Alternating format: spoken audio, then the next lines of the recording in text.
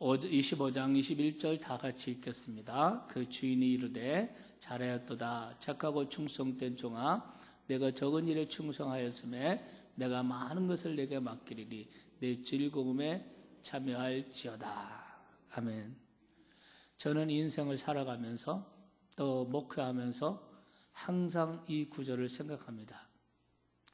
이 세상에서 아무리 많은 사람에게 칭찬받고 이 세상에서 아무리 많은 것을 이루었다 할지라도 내가 주님 앞에 딱 섰을 때 주님께서 잘하였도다 착하고 충성된 종아 이 말을 듣지 못하고 악하고 게으른 종아 이 얘기 들으면 안 되겠죠?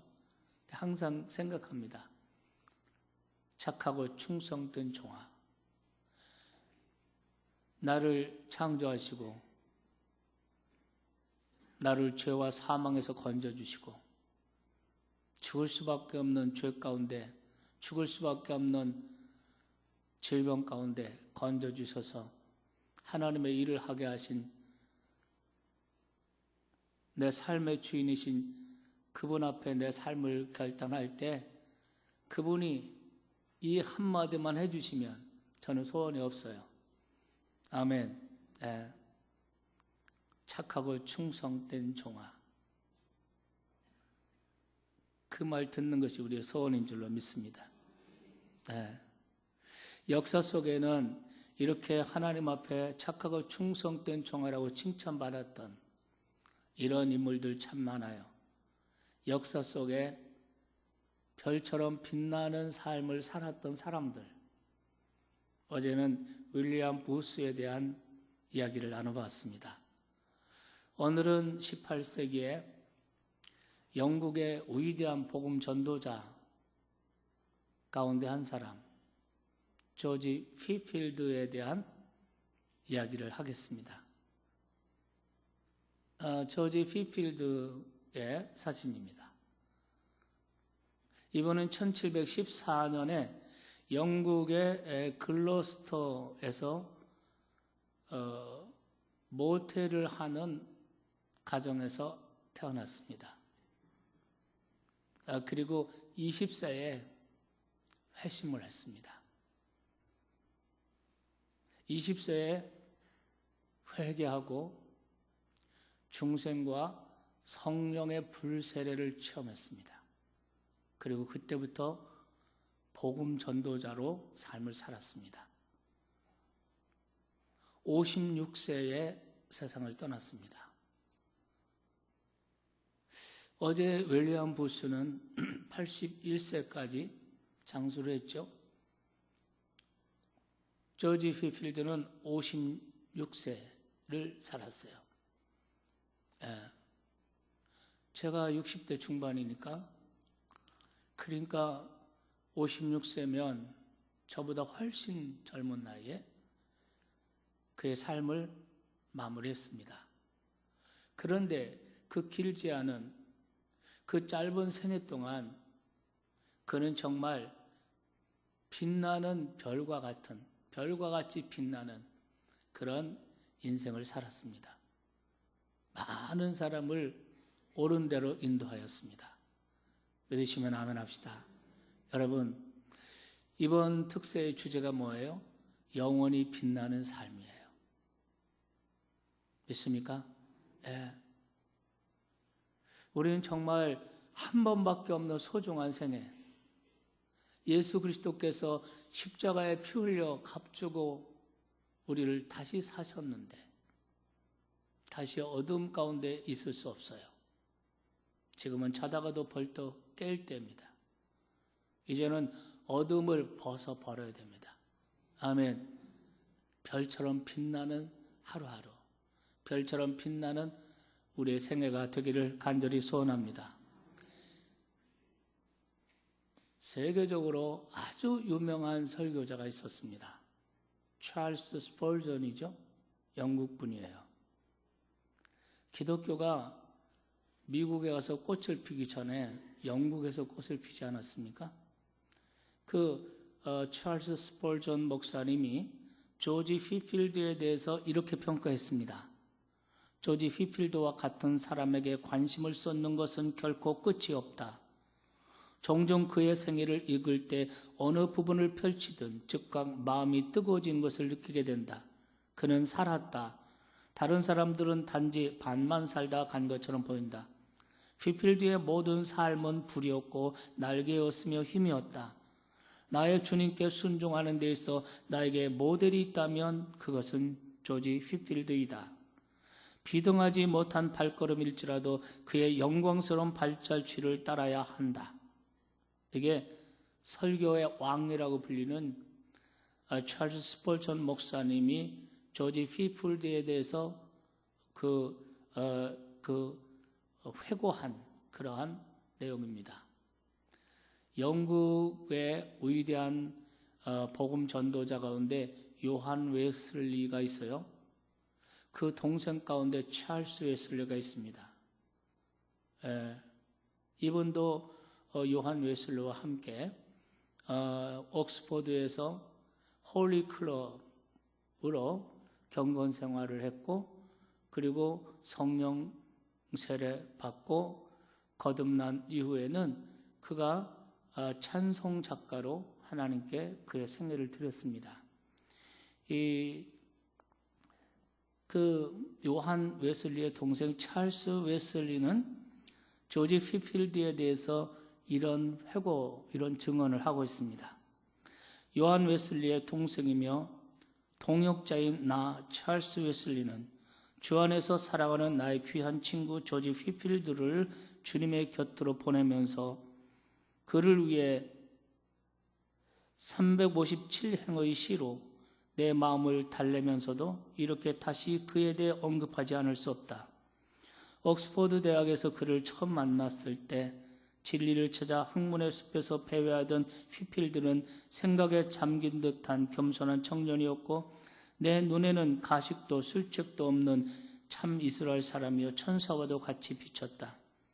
주님을 구주로 영접하기 전 우리는 함께 열성을 다해 종교적인 선을 진지하게 추구하였다. 그러나 우리는 각기 우리의 열심으로 그분께 도달할 수 없음을 알게 되었고, 20살, 1935년 20살 때 그가 우리 형제들보다 먼저 회심하여 구원을 받게 되었다. 설교를 한다는 것과 목회의 길에 들어선다는 것에 대해 그가 얼마나 깊이 고민했는지는 하나님만이 아실 것이다. 목회는 한 직업으로서의 일이 아니기에 하나님의 분명한 부르심이 있어야 한다는 것을 그는 알고 있었다. 그는 자신으로 하여금 그분의 교회를 이끌도록 하지 말아주실 것을 수도 없이 기도했다. 주님, 저는 갈 수 없습니다. 나는 교만에 들뜰 것이고 마귀의 올무에 빠지고 말 것입니다. 그러나 옥스퍼드를 떠나 있던 그를 향한 하나님의 부르심은 너무나 분명했다. 그가 목자로서 그의 고향 글로스터에서 설교하기 시작한 후 그에게는 설교해달라는 초청이 여러 곳에서 수혜되었고, 초청받는 곳곳에서 그는 거듭남의 교리를 전파하기 시작했다. 교회에 모인 사람들의 수가 너무 많아 어떤 이들은 높은 오르간 난간에 매달려서 교회 함석 지붕으로 기어 올라가서까지 그의 설교를 듣고자 했다. 교회 전체가 사람들이 내뿜는 숨결로 후끈 달아올라 기둥들에서 마치 빗방울처럼 물방울이 맺혀져 떨어졌다. 설교자가 설교단으로 걸어가기 힘들 정도로 운집한 사람들 사이에서 그는 하나님을 대신하여 하나님의 말씀을 선포하기 시작한 것이다. 휘필드가 세례받은 신자들에게까지 거듭남이 필요하다고 설교했기 때문에 다수의 교회들은 자존심이 상했으므로 분개하기 시작했다. 결국 조지아에서 돌아온 휘필드는 교회들에게서 거부당하고 밀려냄을 당했다. 현실적으로 수많은 사람들이 당시 교회 건물 안에서만 전해지는 하나님의 말씀을 접할 수 없는 상황이었다. 그러나 아무도 그들을 찾아 나서지 않고 있었을 때 그들을 위해 휘필드는 창조적인 방식, 배척과 비난의 대상이 될 수밖에 없었던 야외 설교의 방식을 택하게 되었다. 그는 먼저 일생에 한 번도 교회에 가본 적이 없는 광부들에게 갔다. 브리스톨 부근의 킹스우드의 한 얕은 언덕 위에 휘필드가 섰을 때 그 주위에는 새까만 얼굴의 광부들이 모여들었다. 하나님의 아들이 죽었습니다. 바로 죄인들의 친구였으며 나와 여러분과 같은 죄인들을 회개하게 하시려고 이 땅에 오신 하나님의 아들 예수 그리스도께서 나와 여러분을 대신하여 죽으셨습니다.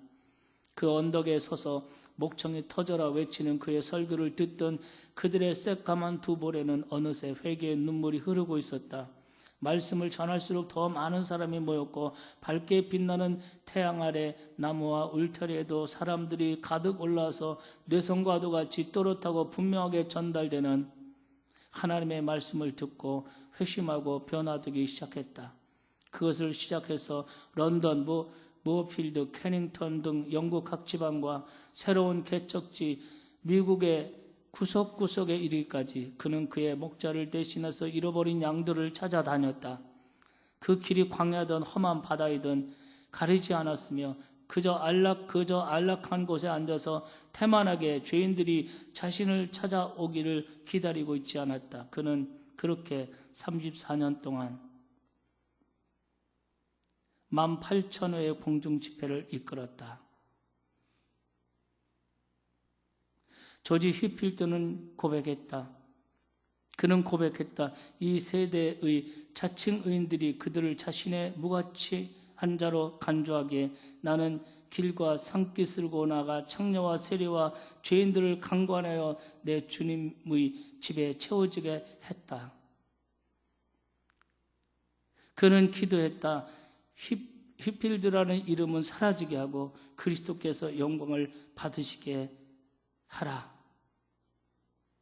이것이 찰스 웨슬레가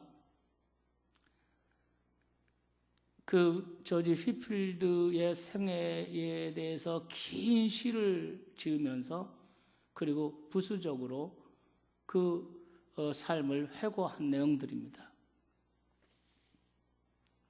우리가 이 찰스 스펄전이나 또 찰스 웨슬레가 같은 시대의 사람이었으니까 또 요한 웨슬레나 찰스 웨슬레는 같은 연대의 사람이에요. 그리고 청년의 때에 그 옥스포드에서 함께 공부하면서 홀리클럽이라고 하는 그 경건 클럽을 만들어서 함께 활동했던 사람들인데 요한 웨슬레나 찰스 웨슬레보다 오히려 조지 휘필드가 먼저 성령 세례를 받았던 사람입니다. 그리고 함께 동역했고 함께 믿음의 친구였고 그러니 그의 삶에 대해서 얼마나 많이 알겠습니까? 얼마나 옆에서 지켜봤겠습니까? 그러면서 그의 삶을 증언한 내용이에요. 우리가 그의 이 생애에 대한 증언을 들으면서 우리가 느끼는 것이 무엇겠습니까? 조지 휘필드를 사로잡고 있었던 것은 무엇이었겠습니까? 그것은 바로 성령이십니다. 아멘. 그는 성령님께 사로잡혔고 스스로 성령님께서 자신을 독점할 수 있도록 자신을 내어드렸습니다.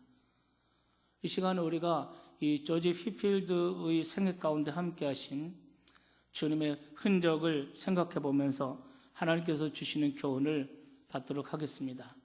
가장 중요한 것 첫째, 조지 휘필드는 성령의 사람이었다는 거예요. 아멘. 성령의 사람이 아니고는, 잘 들으세요. 성령의 사람이 아니고는 별처럼 빛나는 삶을 살 수 없습니다. 많은 사람을 옳은 대로 데려올 수 없습니다. 오직 너에게 성령이 임하시면 너희가 권능을 받고 예루살렘과 유다와 사마리아 땅끝까지 내 증인이 되리라. 아멘. 네, 초대교회 사도들 그리고 초대교회 예수님을 따르던 제자들 그들은 한결같이 성령의 사람들이었습니다. 그래서 그에게 주어진 모든 장소, 모든 시간, 모든 기회들 그 만나는 수많은 사람들 그들에게 예수 그리스도를 증거하였고 이 세상의 참 빛, 생명의 빛을 진리의 빛인 아멘 구원의 참 빛인 예수 그리스도의 빛을 비치는 이런 생애를 살았습니다. 휘필드는 어려서부터 열심으로 교회 생활을 했습니다. 당시의 기준으로 하면 최고의 열심 있는 신자였습니다. 그러나 하나님은 그러한 감리교도였는데 그러한 열심 있고 경건한 그런 감리교인으로서 하나님 그대로 그를 두지 않으셨습니다. 하나님께서는 그를 중생과 참된 회개와 중생과 성령 세례, 성령의 은혜 가운데로 그를 몰고 가셨습니다. 로이드 존소 목사님이 이런 말을 했어요. 부흥이 일어나지 않는 이유는 회개한 사람이 없기 때문이다. 믿습니까?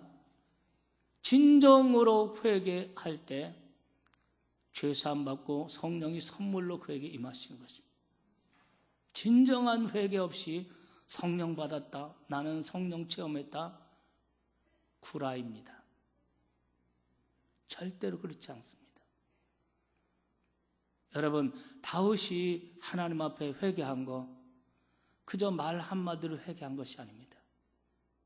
그는 상당한 기간 동안에 회개의 과정을 처절하게 지냈습니다. 하나님 앞에 말할 수 없는 그런 통렬한 회개를 그 상당한 기간 가졌습니다.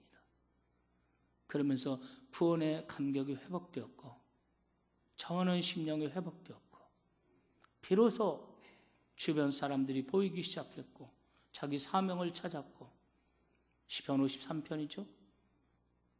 51편이죠. 마지막에는 비로소 다시 진정한 예배자로 서게 된 줄로 믿습니다. 회개가 관문이에요. 회개가 열쇠예요. 네. 20세 이전까지 굉장히 경건하고 열심 있는 교인이었습니다. 그러나 그는 회개하지 않았습니다. 회개라는 걸 따라서 중생도 성령도 그는 없었습니다. 20대 변화되었습니다. 그는 자신을 변화시킨 회개시키신 하나님의 그 역사를 자신의 일기에다가 이렇게 기록하고 있습니다. 편안한 마음이 곧 사라지고 끔찍할 정도의 두려움과 공포가 내 영혼을 압도했다. 어느 날 아침 나는 내적 어둠 속에서 내 가슴이 무엇인가에 짓눌리는 듯한 이상한 느낌을 받았다. 얼마나 많은 밤을 그 이상한 무게에 짓눌려 침상에서 신음하면서 또 사단에게 떠날 것을 명령하면서 지냈는지 오직 하나님만이 하신다. 몇 날 몇 주를 나는 땅에 엎드린 채로 보냈다. 하나님께서 그 무거운 짐을 치워주사 나로 하여금 살아있는 믿음으로써 그분의 존귀한 아들을 붙잡을 수 있게 하시고 나에게 양자의 영 성령을 허락하사 영혼이 구속받을 때까지 나를 인치시기를 기뻐하셨다. 오, 죄의 무게가 사라지고 수심에 잠긴 내 영혼에 하나님의 사랑에 대한 의식이 늘 자리 잡게 되었을 때 내 영혼은 얼마나 큰 기쁨으로 가득 찼던가. 그것은 말로 설명할 수 없는 기쁨이요 영광으로 가득 찬 기쁨이었다. 그날은 영원히 기억에 남을 날이었음이 분명하다. 내 기쁨은 마치 홍수처럼 강둑을 넘어 범람했다.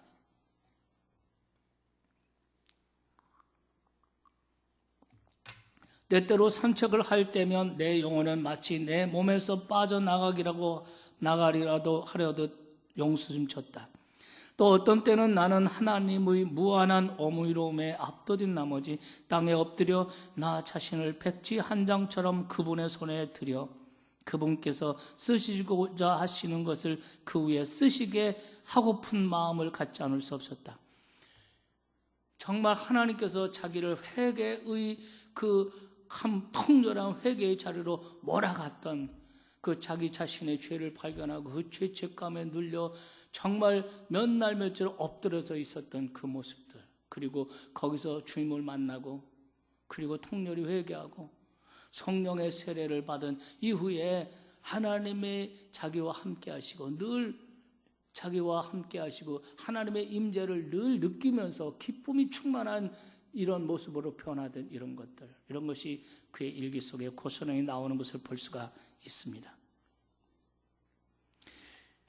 24일 때 1735년에 이 성령의 세례를 경험한 후에 조지 휘필드는 완전히 그때부터 성령에 붙들려 살았습니다. 성령님은 그의 입술을 통해서 예수 그리스도를 증거하게 했고 그 복음이 증거될 때마다 놀라운 구원의 역사들이 일어났습니다. 아멘. 1770년 그가 56세 나이로 세상을 떠났을 때 감리교 창시자 우리가 잘 아는 요한 웨슬레가 그 장례식 설교를 했습니다. 그 설교에서 그는 이렇게 말했습니다. 만일 어떤 분이 조지 휘필드의 고결함과 진지함과 용기와 인내와 다른 가치 있고 호감 어린 품격의 여러 요소들의 기초가 무엇이냐고 물어온다면 대답하기가 쉬울 것입니다. 그것은 그의 천성적 기질의 탁월함이 아닙니다. 그의 이해력의 능력도 아닙니다. 그가 받은 교육의 힘도 아닙니다. 그의 친구들의 충고도 아닙니다. 그것은 다름 아닌 피 흘리신 주님을 믿는 믿음이었습니다. 하나님의 역사를 믿는 그의 믿음이었습니다. 그것은 또한 썩지 않고 더럽지 않고 썩지 아니할 기업에 대한 그의 소망이었습니다. 그것은 성령으로 말미암아 그의 마음에 흘러 넘치도록 부어진 하나님의 사랑 때문이었습니다. 할렐루야. 그가 탁월했기 때문이 아니라는 거예요. 그의 환경이 좋아서가 아니라는 것입니다. 오직 예수 그리스도를 통해서 그가 구원받고 그에게 성령의 세례가 부어졌을 때 그 성령으로 말미암은 믿음, 성령으로 말미암은 영원한 하나님 나라의 기업에 대한 소망, 아멘. 성령으로 말미암은 하나님의 사랑, 그 사랑으로 그 불같이 복음을 외쳤고, 아멘. 수많은 사람을 주님께로 돌아오게 했다는 것입니다. 사실 조지 휘필드는 많은 약점을 가지고 있는 사람이라고 합니다. 그는 중상류층 가정에서 태어났고 2살 때 아버지가 돌아가셨습니다. 그래서 아버지가 하던 그 모텔, 그 여관에 심부름하고 여관에서 가족들을 도와서 급사로 일을 했습니다. 그래서 어려운 가정의 형편으로 12살에 이르러서야 교회에서 운영하는 부설학교에 들어갔습니다. 그런데 그것도 15살 때 멈출 수밖에 없었습니다. 어려서 홍역을 알았는데 홍역으로 생긴 눈 부위의 흉터가 사팔뜨기처럼 보였습니다. 그래서 어렸을 때 사팔뜨기라고 놀림을 받았다고 합니다. 어렵게 공부해서 옥스퍼드에 들어갔는데 옥스퍼드에는 대개 귀족들의 자제들이 있지 않습니까? 자기는 돈이 없으니까 그 귀족들의 자제들을 수발 들어주는 이런 근로장학금으로 공부할 수밖에 없었다고 합니다. 그가 야외에서 설교를 시작했을 때 왜 설교자가 되고 목사가 되고 왜 교회 안에서 설교를 못하게 됐나 쫓겨났습니다. 교회가 그를 거부했습니다. 왜냐하면 교회 안에 있는 사람들에게도 당신들 거듭나야 한다.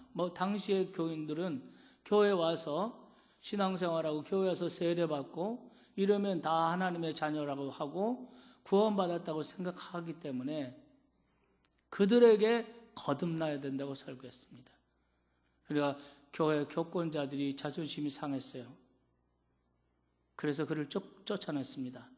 그래서 그가 사람들을 모아놓고 사람들이 있는 복음이 필요한 사람들, 자기의 설교를 강구하는 이런 사람들을 찾아다니면서 복음을 전했습니다. 처음에 교회에서 설교할 때는 정말 대단한 사람들이 모였어요. 근데 교회의 교권주의자들이, 교단의 교권주의자들이 그를 몰아냈습니다. 설교 못하게 했습니다. 그래서 거리에 나가서, 야외에 나가서 수많은 사람들 속에서 복음을 전했습니다. 그런데 그가 약점이 처음에 거리에 나가서 복음을 전했는데 반대자들이 막 설교 시간에 비난하고 공격하고 이럴 때 정말 이 조지 휘필드가 인간적인 혈기를 내고 싸운 적이 있어요. 그런 적이 있다고 합니다. 이렇게 인간의 감정도 자제 못하는 이런 약점도 그의 생애에 큰 오점을 남기고 말았습니다. 말하자면 우리와 같이 성정이 똑같은 사람이라는 거죠. 네.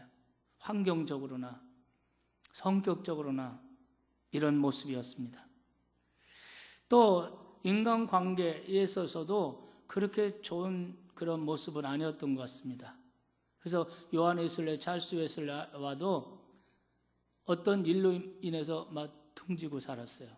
그 나중에 다시 회복돼서 관계가 회복되긴 했습니다만은 그런 일들도 있었던 것을 우리가 볼 수가 있습니다. 또 자신이 설립한 고아원의 재정 문제를 해결하기 위해서 농장을 경영하게 되었는데요. 고아원의 그 재정을 위해서 이제 수입원으로 그 농장을 경영하게 되었는데 농장의 노예를 갖다가 고용을 한 거예요. 그러니까 그 당시에 노예 제도가 있었고 기독교 그리스도인들은 노예 제도를 반대하고 있지 않습니까? 그런데 노예들을 고용했던 경력이 있습니다. 그래서 그 노예 제도를 찬성하게 되는 중대한 실수를 범하게 됩니다. 이렇게 크고 작은 그의 생애를 보면 크고 작은 많은 실수들이 있고 많은 약점들이 있었습니다.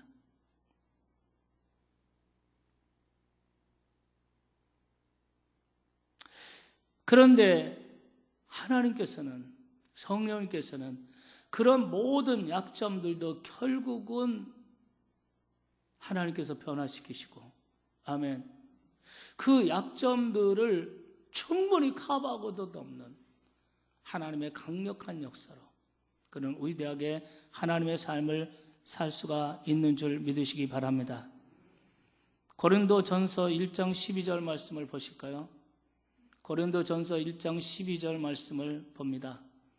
하나님께서 세상에 미련한 것들을 택하사 지혜 있는 자들을 부끄럽게 하시려고, 다 같이 시작. 세상에 약한 것들을 택하사 강한 자들을 부끄럽게 하시며, 믿으십니까? 하나님께서 이와 같이 빌립보 3장 14절 보겠습니다. 표대를 향하여 그리스도 예수 안에서 하나님이 위에서 부르신 부름의 상을 위하여 쫓아가노라. 우리에게는 많은 약점이 있지만 하나님이 부르신 부름의 상을 위해서 전심전력 달려가면 하나님께서 우리를 변화시켜 주시고, 아멘. 우리의 약점을 능가하는 하나님의 놀라우신 성령의 역사를 통해서 하나님께서 영광 받으실 줄로 믿습니다. 예수님도 생각해 보세요. 예수님도 우리와 똑같은 성령 같은 분이셨습니다. 똑같은 인간의 몸으로 이 땅에 오셨습니다. 예수님도 줄이셨고 슬픔에 눈물 흘리셨고 애통하셨고 십자가 앞에서 간절히 고민하여 기도하셨고 위선과 죄악으로 가득한 이들을 볼 때 독사의 새끼들아 이렇게 말씀도 하시고, 그러나 성령님과 동행하셨던 예수님은 놀라운 구원의 역사를 이루셨고, 아멘. 별같이 빛나는 생명의 빛을 세상에 비추셨습니다. 그래서 우리가 예수님의 그 승리의 모습들, 예수님께서 참 빛으로 세상에 빛을 비출 수 있었던 요인 가운데 하나가 뭡니까? 예수님도 성령의 충만함을 받으셨습니다.